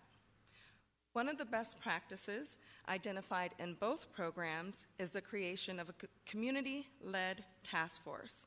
The task force would be charged with examining the mental health, wellness, and safety needs of Phoenix residents. It would help educate residents on our existing programs and resources. It could help review the effectiveness of city mental health-related programs and services, and also keep an open dialogue between city leadership, staff, and community members. The task force could be created by the city manager and include representatives from the following areas. I won't read them all, but I'll just highlight a few: licensed behavioral health, crisis intervention specialists, substance abuse and mental health services representatives, public safety representatives, alternative response, shelter, hospital, healthcare, peer support specialists, individuals with lived experience, and of course, our at-large community members. And so one of the things, I'll go back one, before we actually create this task force, we wanted to come to you as our subcommittee and get some direction and feedback. And then if there is support for this task force, and again, this is something that's been recommended by the 2 groups that we participated in, national groups, as well as researchers, practitioners, industry experts, and community members. But if there is support, then we would basically put out a call to the public and look for individuals who are interested in serving on this task force. And with that, I will turn it back over to DC to share some of our success stories. Thank you, Ginger. Councilwoman O'Brien, Vice Mayor, and subcommittee members. As stated earlier, the BHU teams have assisted over 200 individuals. Here are some of the examples of the individuals who have received our assistance. A BHU team was notified that there was an individual who had been dropped off at a store and appeared to be disoriented. The team learned that the individual was a veteran who had an appointment at the VA that day for an evaluation for rehabilitative services. The individual requested our assistance in coordinating services in getting to the VA, as well as with Teros, so that that individual would have overnight shelter until they were able to be transported to that higher level of care. We were able to provide those services to that individual. The next interaction was generated when a dispatcher was notified that an individual and a child were sleeping in a car near a local business. Police had already made contact with the individual and had learned that their vehicle was not functioning. The BHU team coordinated with the police to provide temporary shelter utilizing Angels on Patrol. The team also reached out to Community Bridges and assisted with setting up an appointment with CBI's Housing Mobile Unit, which would provide the individual and the child longer-term supportive needs and connectivity to services. CAP, in the third example, was notified by a city employee of an individual who was unhoused and unable to find shelter due to having a pet. The BHU team peer support specialist was able to reach out to the Washington Street shelter and find that there was a placement available for that individual. We have since learned that that individual has moved into temporary housing and is regularly attending supportive services for substance use disorder. Finally, 911 received a call from someone who noticed an individual sitting on the side of the street who looked like they could use some assistance. The BHU team made contact with this individual and learned that she was attached to a mental health clinic and that she had plans that day to meet up with her case manager to get into some stabilized housing. However, we met up with her very early in the morning. We were able to contact the clinic and determined that having her transported to the clinic might be in her best interest versus her sitting on the side of the road. We were able to help her collect all of her items and get that to the clinic so she wouldn't have to sit on the side of the road for another hour and a half waiting for her case manager to find her. These are just a few examples of the individuals who have benefited from the behavioral health team, and with that, we are open to any questions. Thank you. Thank you so much, Vice Mayor Ansari. Thank you, Chairwoman. Thank you all so much for the presentation. I think to this day, voting to invest $15 million in the CAP program is probably still one of the best votes and I think most impactful decisions that this council has made. A couple of questions. First off, I know you explained where we're at with staffing, but can you just, in simpler terms, let me know how far away we are from being fully operational?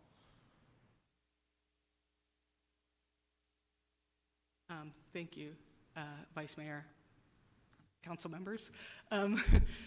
We, in totality, for the growth of the program, had 130.9 positions or FTEs to fill. We did have 130.9, so that's what we are did. So we aiming. Filled 30 of those 130 positions. Okay, so we still have a long way to go to be fully operational. Okay, and is there a goal or a timeline of when we expect this program to be 100%? Chairman O'Brien, Vice Mayor Ansari, and subcommittee members. So just to add on to what DC has shared, so 130 positions we have on the book for the on the books for the CAP program, and we've filled 30 to date. So we have about a 60%, 62 point plus vacancy rate currently right now. What we have done, and this is similar to what you've heard from other city departments, so we've worked very closely with our Human Resources Department. We are now able to offer hiring incentives, referral incentives, as well as looking into retention incentives. So if anyone is watching, and if you are a caseworker, a social worker, we'd love to have you come work for the CAP program. Please look up opportunities at Phoenix.gov/jobs. So we are hiring, and we're offering those incentives. And then just as last week, we also met with HR again. And then so starting in March, we're going to have weekly recruitments so that we can fill those caseworker 2 and caseworker 3 positions. As far as timing to get the program fully up and running, it really depends on how quickly we are able to staff. So we are working very aggressively to get these positions filled so that we can get additional BHU units up and running. Okay. That's great. I think if you could kind of keep us posted on progress, that would be phenomenal. I was really excited to see that Fire Station 15 in the GO-BOND proposal includes a CAP unit. When will we be able to, or is that data already available to be able to see with the calls that you have already been responding to, what regions, what zip codes we have been servicing? Chairwoman O'Brien and Vice Mayor Ansari and subcommittee members, another great question. And actually, just thank you again for your leadership and for approving the $15 million for the CAP expansion. Part of what we're dealing with as well is identifying locations, additional locations for our CAP units. And so we do have our community partnership with the NOAA, and that is up off of the 3rd Avenue and Sunny Slope, or Dunlap, in the Sunny Slope area. So we have that partnership. And then the fire department has worked with us to identify other locations as well. And then Vice Mayor, as you mentioned, also in the bond proposal, there are also locations that are identified for future fire sites. So we have a meeting where we're looking at a potential site for GCU as well. In regards to key performance matrix, we are capturing that data. At a future presentation to PSJ, we would like to come back and give more detailed information. To date, right now, we're trying to capture information from the police department as well as the fire department. We're also working with information technology services so that we can actually take information that is currently captured on paper and make sure that that information is available to us and readily available through technology. So we're working on that as well. We do have data where we do know where we're getting the majority of the calls, though. And so I would pass that to DC just to add that detail. Or if we could perhaps request to see it, in the aftermath of this meeting, I think it would be helpful to just understand where not only the calls are coming from, but where we've been able to service, since we obviously are probably not able to address 100% of the calls that could have, gone to CAP if we were 100% staff. But if you don't have that off the top of your head, I would just love to see it after this meeting. Thank you, Vice Mayor.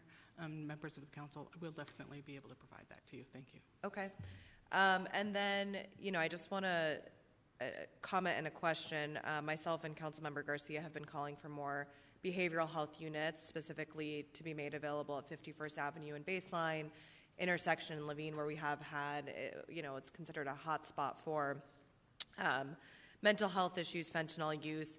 I will say, I think it's been very successful. I was with some of the residents of the area this weekend, and one of them said there's been a, quote, marked improvement in the intersection. So I think it just goes to show that this type of intervention really does work, and we need to ramp up these efforts. We've talked with Rachel and Scott and Gina about what we can do to make this happen, and of course it all goes back to funding. So I'm wondering what avenues we have been exploring, and if there are any extra ARPA dollars, or whether you feel that with the $15 million that's already been allocated through CAP, as long as we're able to staff up, we'll be able to address some of these. 51st Avenue Baseline is not the only one. There's many intersections and areas in our city that need these kind of services.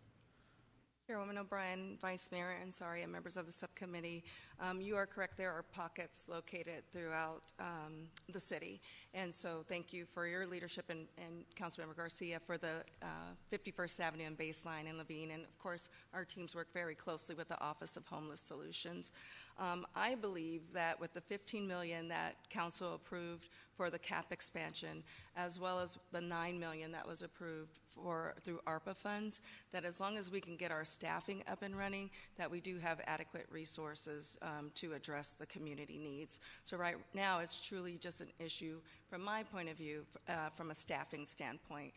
But I think that significant dollars have been provided to this program. We're spending the ARPA dollars as quickly as we can and trying to respond to needs throughout the community. But again, we just got to make sure that we can get more units up and running. And I don't know if the team would like to add anything to that. Wonderful. And then the final thing I just wanted to add was huge support for the task force recommendation. I think that is a great idea. One thing I've noticed in community meetings that we've held in my district, most recently in the downtown area, when I talked about the CAP program, most people in the audience didn't even know it existed, which is not surprising since it's not fully up and running yet. But I do think a task force that has a community engagement component is super important, because a lot of the suggestions that were coming out of it were around, we need social workers to respond to some of these calls, and people gave anecdotes of calling 911 and having, police or fire coming out when that wasn't necessarily the most relevant response. And so I just think more education around CAP as it starts to ramp up more would be awesome for the community, to be able to understand that it really is one of 3 response tools that we do have within public safety. So I know I'll be inviting you all to my future community meetings to give an update on CAP and where we're at and how people can take advantage of this amazing tool that we have now. Thank you. Councilmember Garcia. Thank you, Chairwoman, and thank you, Vice Mayor. You took a lot of my questions, so I won't be that long. But just kind of on that last piece, I think it's going to be really important to inform community that this is something that's available, and also how folks can spot the need and the difference and be more educated themselves when they're calling 911, because some folks might not think to call 911 for this. And so I think media plan, especially early on as we're maybe not ready to get to the 130. I know early on some of the initial money was used on infrastructure, the vans and those sorts of things. Maybe we take advantage that we don't have the 130 and do some of that education piece. I always saw the Mercy Care contract as a scan to see what's out there and how we can expand what then eventually is going to be the need for the handoff for this program. And the handoff meaning, what happens to folks, whether it's on drug addiction, those sorts of things, or on the housing side. And so I guess I'm trying to not make this question that complicated. I think we've tried a lot of different things. We've done CBI and kind of thrown money at things and then expected and hoped that they kind of went away. And it seems like now we have a lot of components, right? And obviously, your office, Scott, you're doing a lot of great things. The shelters, we have a lot of folks that you have in the mix that are having this conversation. So I guess my question is more about coordination. How is that working out? A lot of those folks that are our partners are essentially our grantees as well.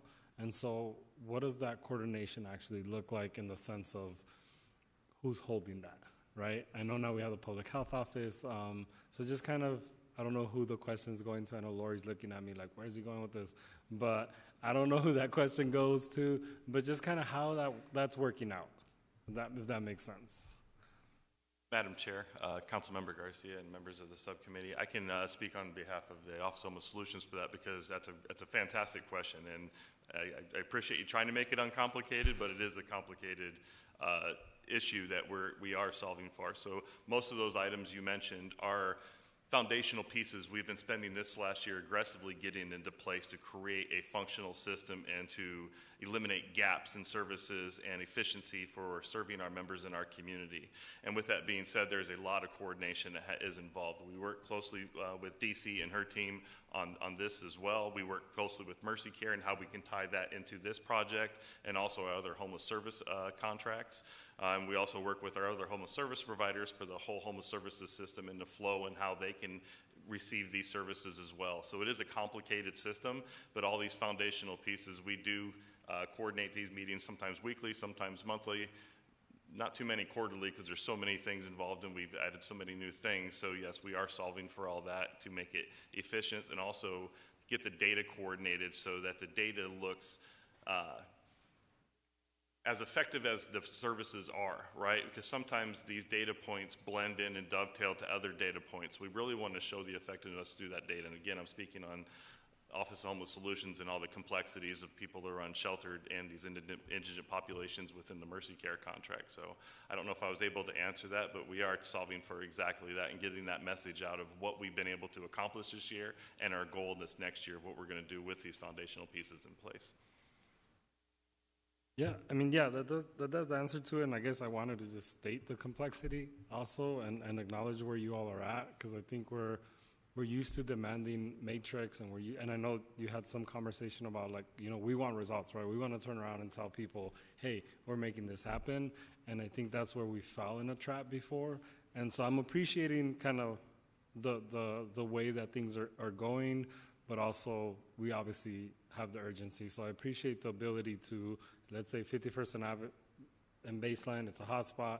Let's figure things out there. And so as we move that, I also appreciate the flexibility, and I think we're going to need that as we learn those things. And we saw a lot of, you know, it seems like obviously Solari's more of a focus now. I think people self-identify, and it's a lot easier not to send people in risky situations and all that. Are we in this first iteration, or still I would call pilot of expansion, how are we thinking about expanding calls? How are we thinking about other, especially for the BHU unit, like how do we kind of grow their capacity, or they're just the amount of calls that they're going out to? Thank you, Councilman Garcia and Madam Chair. Right now, just with BHU, it is a new program. So we've only been working with them with July. They work on Sundays through Wednesdays from 7 to 5. So that is one challenge. And as the program grows, we do expect more calls to be diverted to behavioral health, to BHU. With Solari, they are 24/7. We have had 4 years of experience working with them. And in the beginning of that program, we started off the same way, where we saw a trickle of calls, and as we kept pushing the program, reminding people the services available, the co-location with Solari, now we have the co-location with behavioral health in the center as well, and that's been helping. So we anticipate as the program grows, we get more vans involved, we get more into more areas, that those calls are going to go up as well. I guess the other question goes to the task force. I think we've seen some community folks been asking for it. Just if you could give us a better sense of the timeline and a little bit more of kind of objectives or things that they will be looking at. Yes, Chairwoman O'Brien and Councilmember Garcia, members of the subcommittee. In regards to the task force, we are ready to go. We wanted to present this today to get feedback to see if there was support. And then if so, I will work with the city manager so that we can get a call put out to the public, I would say within the next month or so. So we are ready to get that task force up and moving, but we did not want to do that without coming to the subcommittee first and getting input and seeing if there was support for it. Thank you. And then the last thing I would say, obviously super proud of the program, excited that you are getting to work, and please let us know if there's gaps or things that you may need from us. But in regards to our initial conversation about police recruitment and satisfaction, I do think there's a way, as this starts expanding, as we're talking through and we're getting results, where we also can use this. In conversations I've had with police officers, they're looking forward to this, to getting things taken off their hands that they usually don't have to do, and the same thing with fire, right? And fire, they're trained to put out fires and give emergency care. I think this is definitely a program that we can start using to let officers know, hey, you're actually going to have a resource in this city that isn't available to you in other places, and you're going to have partners that are going to help you, or different tools that you're not going to have in other places. So I really do think we need to be proud and start pitching it in that way as also something that's coming for officers and firefighters, that we're taking things off their hands. Thank you.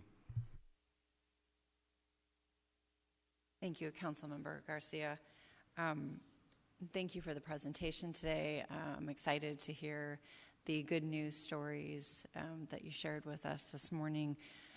I think that based on Vice Mayor and council members' comments too about wanting to get this up and running, maybe we could add a monthly hiring report so we're better in tune with how things are going.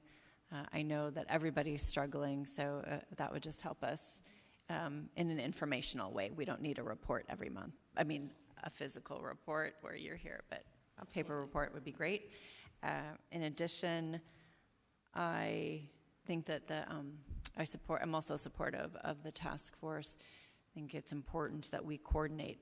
It is such a complicated issue, as we've said over and over again, and I don't think that can be overstated, that you need all the pieces to fit together and work together in order for us to be successful. And I know that we have the right people in place at Phoenix who want to achieve the right objectives. And so by getting community input in that would take us further along the way. So definitely support that.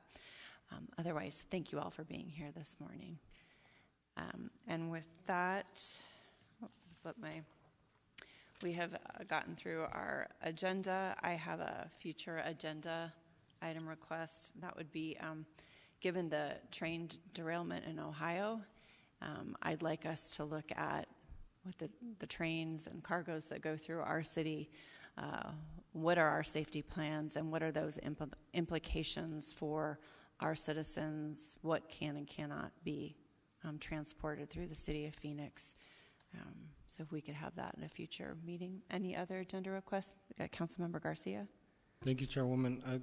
One other request is to have maybe a presentation from Victim Services. At the last couple of council meetings, we've had folks kind of have complaints, so just whether it's a combination of and Victim Services from Police Department, just kind of seeing where folks can go for resources and kind of how that's going.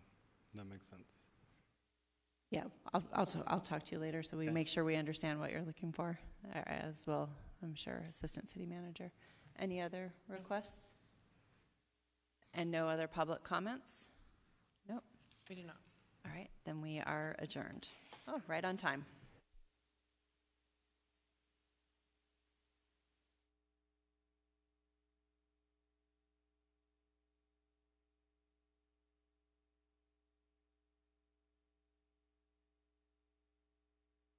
Any of these things, they started surviving off of these kind of side projects where people grow their own food to feed their own families. But when the pandemic hit, starting in the early 2020s, I knew that, hey, I don't want to, when I started seeing shelves go bare, at least it started with toilet paper and so forth. But I was like, we don't want to get to a situation where people will go hungry. So my wife and I committed to going full-time to start working to supporting the city as much as we can. The Feed Phoenix program really came in the middle of the pandemic when we were watching our food system disintegrate before our eyes. Our farmers weren't prepared to pivot from grocery to restaurant or from restaurant to grocery as that week needed.